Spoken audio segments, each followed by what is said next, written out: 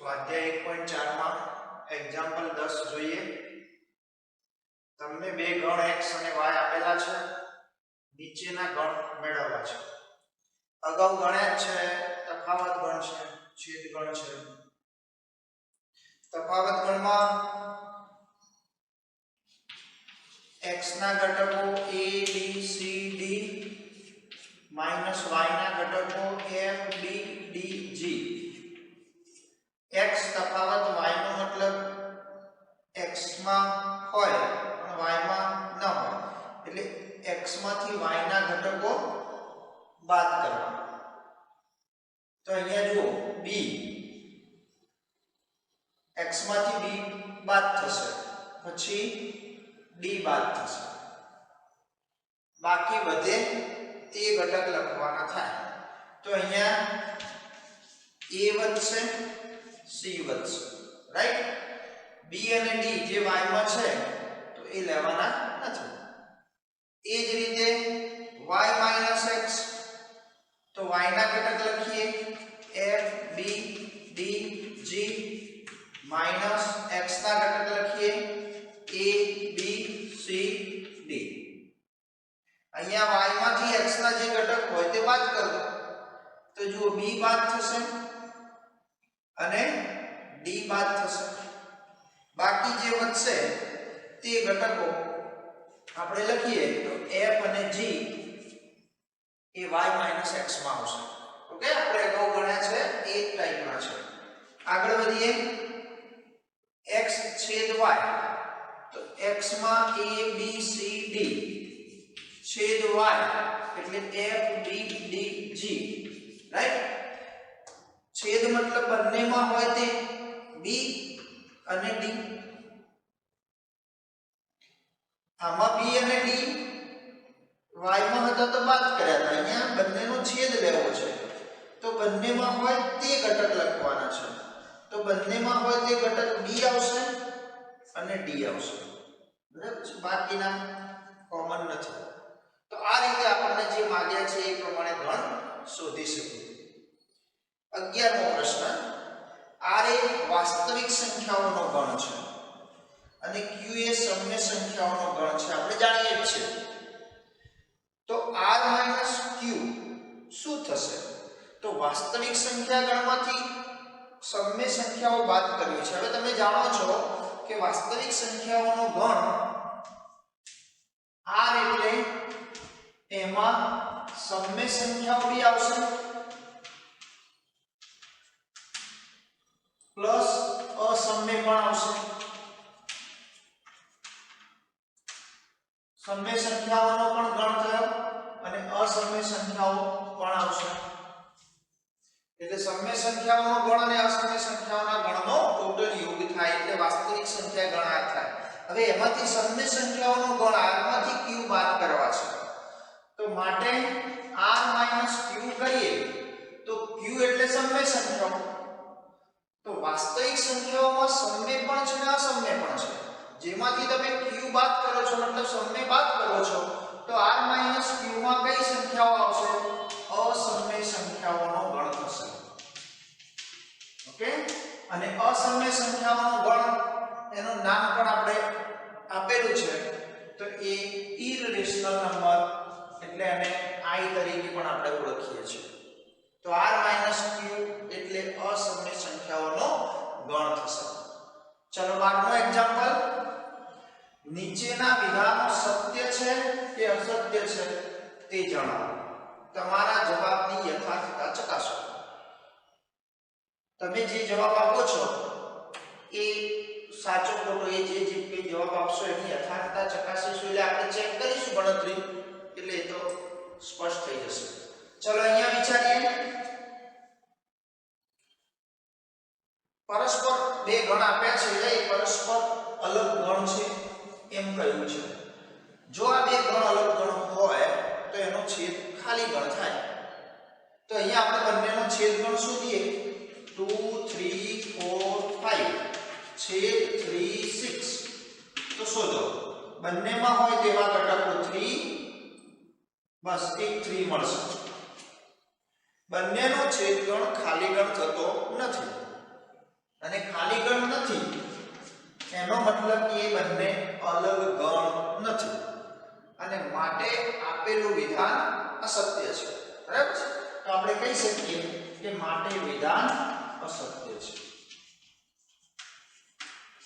ખરેખર તો જો બંનેનો છેદગણ ખાલી ગણ મળ્યો હોત તો જ પરસ્પર અલગ ગણ કહેવાય. અહીંયા છેદગણ ખાલી ગણ નથી અને માટે બંને પરસ્પર અલગ ગણ નથી એટલે વિધાન આપણું ખોટું થશે.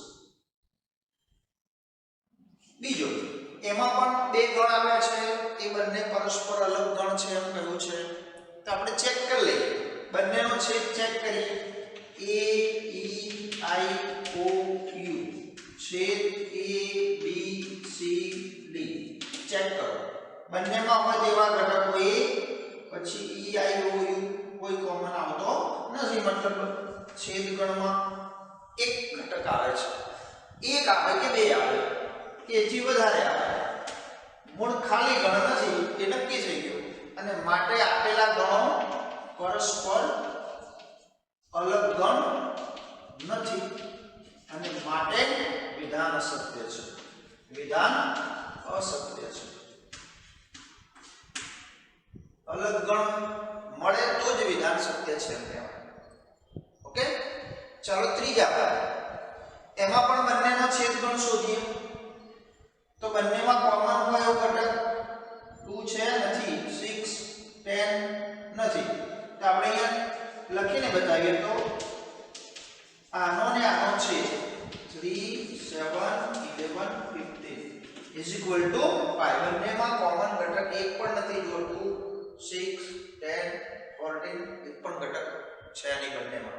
તો એનો મતલબ કે બંને અલગ ગણ છે અને અલગ ગણ છે માટે કહી શકીએ કે વિધાન સત્ય છે. માટે કહીશું કે પરસ્પર અલગ ગણ છે અને માટે વિધાન સત્ય છે. વિધાન સત્ય છે. જો અહીંયા સત્ય એક મળ્યું, આ બે અસત્ય મળ્યા. આપણે એની યથાર્થતા ચકાસીએ જ છીએ, ગણતરી કરીએ જ છીએ. ચલો છેલ્લો, તો એમાં બંનેનો છેદ ચેક કરીએ. 2 6 10 છેદ 3 7 11.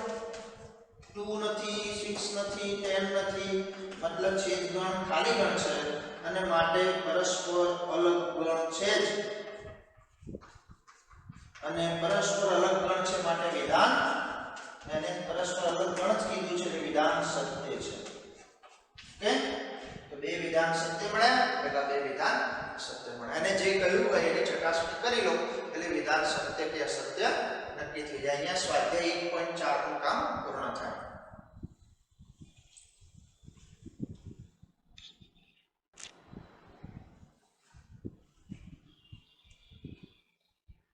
આગળ એક નવી વ્યાખ્યા ઉમેરીએ. પૂરક ગણ.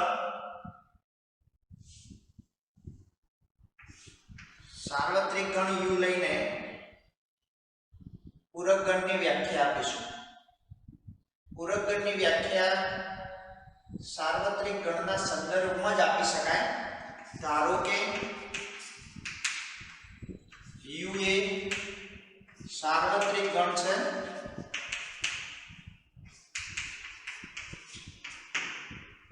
તથા a એ u નો ઉપગણ છે.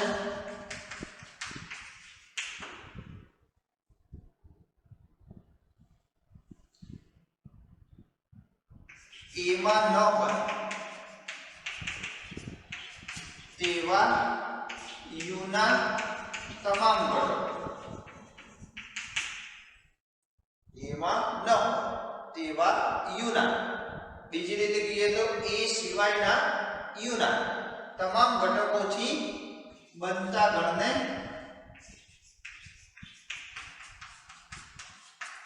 a નો u ના સંદર્ભમાં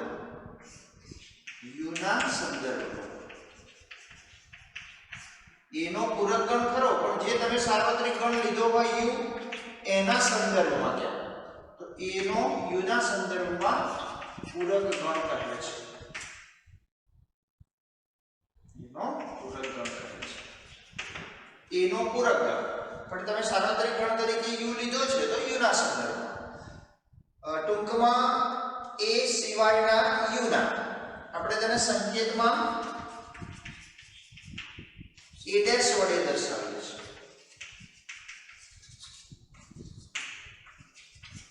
એનો સંકેત એ ડેશ.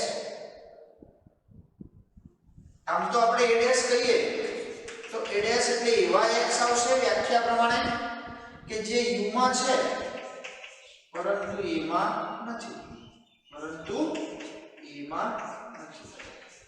a માં ન હોય તેવા u ના અથવા એ સિવાયના u.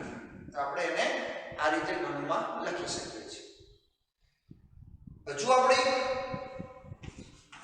વધુમાં આવું પણ કહી શકીએ કે a ડેશ એટલે ખરેખર તો u માંથી a ના ઘટકો તમે બાદ કર્યા ને, એટલે તમે a ડેશ બરાબર u માઈનસ a પણ કહી શકો, કારણ કે a માં ન હોય તેવા u ના એટલે પેલી તફાવત ગણની વ્યાખ્યા પ્રમાણે u માઈનસ 1 થાય. એટલે u અને a નો તફાવત લઈએ એ જ a ડેશ થશે. એક ઉદાહરણ આપણે સમજીએ. u બરાબર 1 2 3 4 અપ ટુ 10 સુધીની સંખ્યાઓ લઈએ છીએ આપણે 1 થી 10.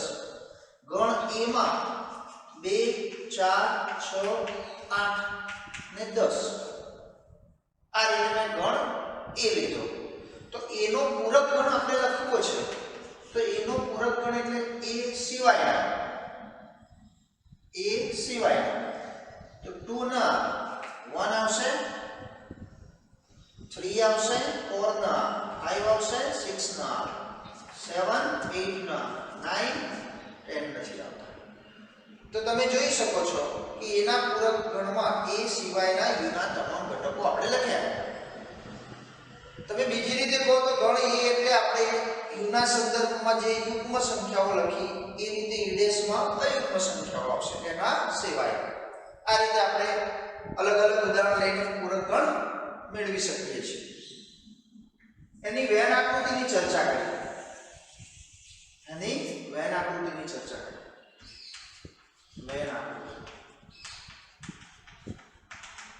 આપણે અગાઉ પણ છેદ ગણ, યુગ ગણ, તફાવત ગણની વ્યાખ્યાઓ આપી ત્યારે એની સાથે સાથે એની વેન આકૃતિ પણ સ્પષ્ટ કરી હતી. તો આની વેન આકૃતિ વિચારીએ.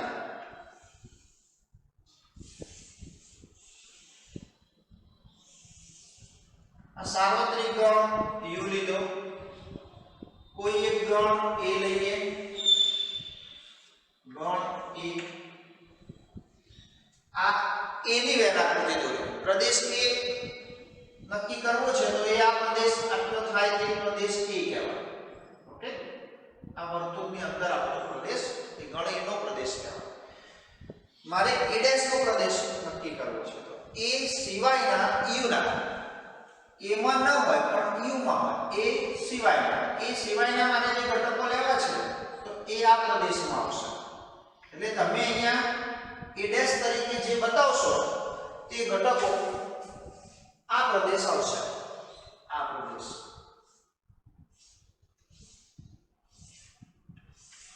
આ છાયા વડે જે પ્રદેશ દર્શાવીએ છીએ આપણે તે પ્રદેશ આવશે.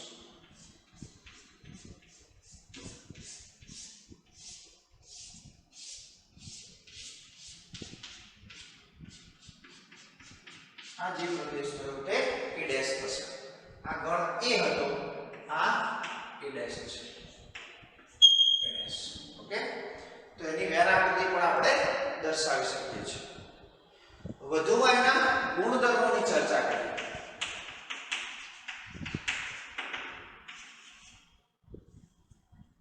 પૂરક ગણના ગુણધર્મો. છેદ ગણ, યોગ ગણ, તફાવત ગણની જ્યારે વ્યાખ્યા આપી ત્યારે પણ આપણે એના ગુણધર્મોની ચર્ચા કરી હતી. તો અહીંયા પૂરક ગણના ગુણધર્મોમાં એક a અને a ડેશ. અહીંયા વેન આકૃતિમાં જે ખ્યાલ આપ્યો છે આ ગણ a છે અને આ બાકીનો પ્રદેશ જે આપણે દર્શાવ્યો a ડેશ છે. a અને a ડેશ નો હું યોગ લઉં તો સ્પષ્ટ છે આકૃતિમાં કે a અને a ડેશ નો યોગ લેશો તો u થશે. એટલે ગુણધર્મ આપણે એના આકૃતિ પરથી ડાયરેક્ટ બતાવી શકીએ છીએ a અને a ડેશ નો યોગ કરો તો ગણ u થઈ જશે સાર્વત્રિક ગણ u થઈ જશે ઓકે બીજા નંબરમાં એ બંનેનો છેદ લઈએ તો એ પણ સ્પષ્ટ છે કે a અને a ડેશ ના છેદ અલગ ગણ છે બંને અલગ ગણો છે પણ છેદ ખાલી ગણ છે તો એ છેદ a ડેશ બરાબર i થશે તો u ના સંદર્ભમાં a અને a ડેશ હંમેશા પરસ્પર અલગ ગણ થશે ત્રીજા નંબર ડ મોર્ગનના નિયમ ડ મોર્ગન નામના ગણિતશાસ્ત્રીએ પૂરક ગણ માટે બે નિયમ આપ્યા છે એમાં નંબર 1 a યોગ b લઈએ બે ગણ હોય a યોગ b અને એમનો પૂરક ગણ લઈએ તો a નો પૂરક ગણ અને b ના પૂરક ગણનો છેદ જેટલો થશે a અને b ના યોગગણનો પૂરક ગણ એટલે a નો પૂરક ગણ અને b ના પૂરક ગણના છેદ જેટલો થાય બીજા નંબરમાં કહીએ આપણે તો a છેદ b નો હોલ ડેશ a છેદ b નો હોલ ડેશ મતલબ a અને b ના છેદનો પૂરક ગણ તો a નો પૂરક ગણ અને b ના પૂરક ગણનો યોગ થશે બંને ડ વર્ગના નિયમ છે આપણે આ જે પ્રમાણે ત્રણ ગણ માટે પણ લખી શકીએ છીએ ચોથા નંબરમાં a ના પૂરક ગણનો પૂરક ગણ તમે અહીંયા ઉદાહરણ આપ્યું છે એમ જ શોધી કાઢો a ના પૂરક ગણનો પૂરક ગણ તો આપણે ગણ a લીધો એનો પૂરક ગણ લીધો હજુ આનો પૂરક ગણ શોધીએ તો 1 3 5 7 9 સિવાયના તો 1 સિવાયના એટલે 2 3 સિવાયનો 4 5 સિવાયના 6 8 10 ઓકે તો તમે જોઈ શકો છો કયો ગણ મળ્યો તમને 2 4 6 8 10 ગણ એ પાછો મળે તો a ના પૂરક ગણનો પૂરક ગણ એટલે ગણ a થશે હજુ આપણે બીજા બે ગુણધર્મો નોંધી શકીએ છીએ ખાલી ગણનો પૂરક ગણ શોધીએ તો ખાલી ગણ સિવાયના u ના હવે ખાલી ગણમાં તો એક પણ નથી તો એના સિવાયના u ના એટલે બધા જ u ના બધા જ ઘટકો આવે તો 5 ડેશ તો u થશે 6 નંબરમાં u ડેશ તો u સિવાયના u ના હવે u સિવાયના u નો એક પણ ઘટક નહીં વધે તો માટે એ ખાલી ગણ થશે આ રીતે આપણે પૂરક ગણના ગુણધર્મો પણ નોંધી શકીએ છીએ વ્યાખ્યા ઉદાહરણ વેન આકૃતિ એના ગુણધર્મો આપણને પૂરક ગણ સમજવામાં વધારે સ્પષ્ટ કરશે